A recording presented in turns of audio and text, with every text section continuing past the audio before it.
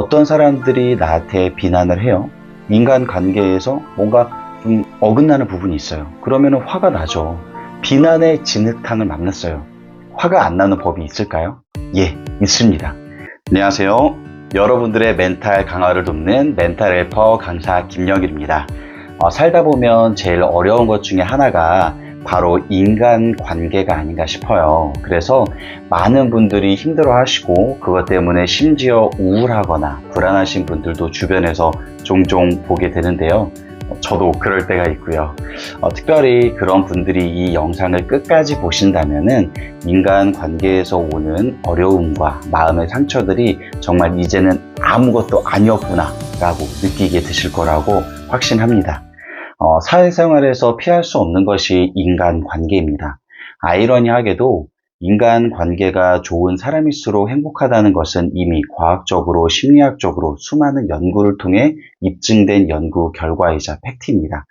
그래서 여러분들이 오늘 이 인사이트만 발견하셔도 이미 다 얻어 가신 겁니다. 많은 도움 되시길 바라겠습니다.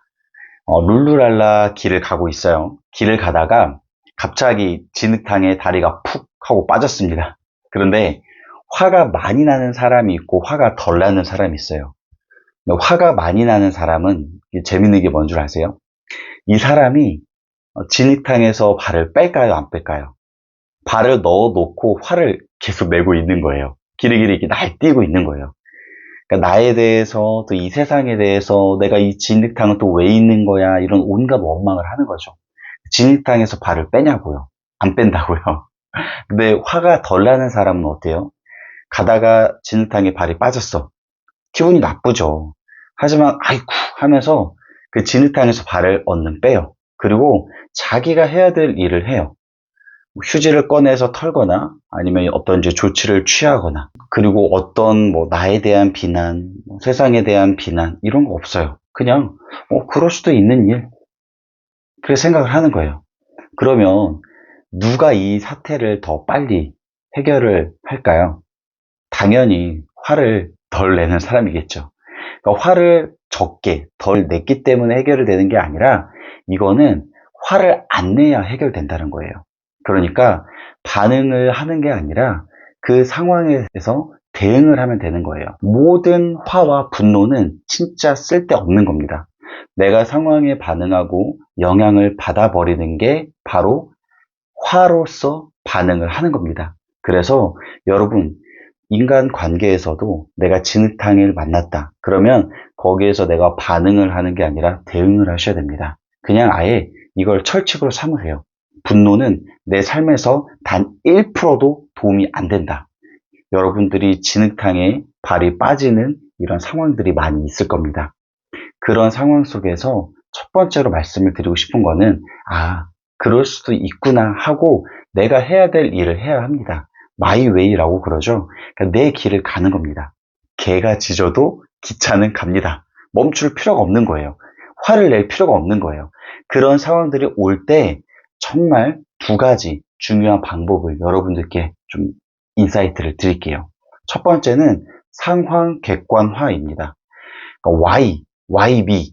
그러니까 어떤 그 상황이 일어났을 때 그거를 내가 뭐가 잘못됐나? 왜 나한테?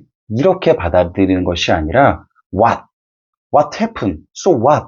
그래서 뭐 어쩌라고? 이런 중립지대의 시각을 갖는 거예요. 나한테 받아들이는 게 아니라 이거를 상황으로 받아들이는 거예요. 어떤 사람들이 나한테 비난을 해요. 인간관계에서 뭔가 좀 어긋나는 부분이 있어요. 그러면 화가 나죠. 비난의 진흙탕을 만났어요. 화가 안 나는 법이 있을까요? 예, 있습니다. 여러분들이 그 상황을 인정을 안 하면 돼요. 예를 들어서 어떤 사람이 나한테 욕을 했어요. 이런 뚱땡이 머저리 같으니라고. 욕을 들으면 어떤 사람이 더 화가 나고 기분이 나쁠까요? 네, 뚱뚱하거나 실수가 잦은 사람입니다. 왜 그럴까요? 본인이 뚱뚱하거나 머저리 소리를 들을 수 있는 요소가 조금이라도 있다고 인정을 하기 때문에 그렇습니다. 무슨 얘기냐면 누가 나에게 비난을 하거나 욕을 했을 때 내가 그거를 나의 것으로 받아들이지 않으면은 그 욕과 비난은 아무런 효과가 없습니다. 아무리 쌍욕을 들어도 무의식적으로 그래, 내가 쌍욕을 들을 만해 라고 여러분들이 동의를 하니까 기분이 나쁜 거예요. 그 말에 어느 정도는 진실이 담겨 있다고 동의를 해주는 거예요. 그런데 내가 동의하지 않으면 나에게 어떠한 쌍욕도 영향을 끼치지 못합니다. 제가 출근을 하면은 맨날 만나는 사람들이 있어요. 근데 제가 인사를 해도 그 사람들이 인사를 받는 둥 마는 둥 합니다. 근데 그게 저는 이제 저를 무시하는 거라고 생각을 했어요. 그래서 그게 참 많이 힘들더라고요. 실제로 무시하는 것 같기도 해요. 왜냐면 제가 훨씬 더 상사니까요. 처음에는 좀 기분이 나쁘더라고요. 근데 어느 순간 제가 객관화를 했어요.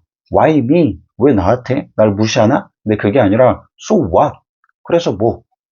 그래서 이후에는 그냥 인사를 받든 안 받든 그냥 혼잣말로 인사합니다. 안녕하십니까? 안녕하세요? 하고 그냥 들어가서 제 자리에 앉아요. 그래서 그 상대방의 행동에 내가 반응하는 것이 아니라 그것에 내가 동의하는 것이 아니라 인사를 받든 안 받든 왜 날 무시하나?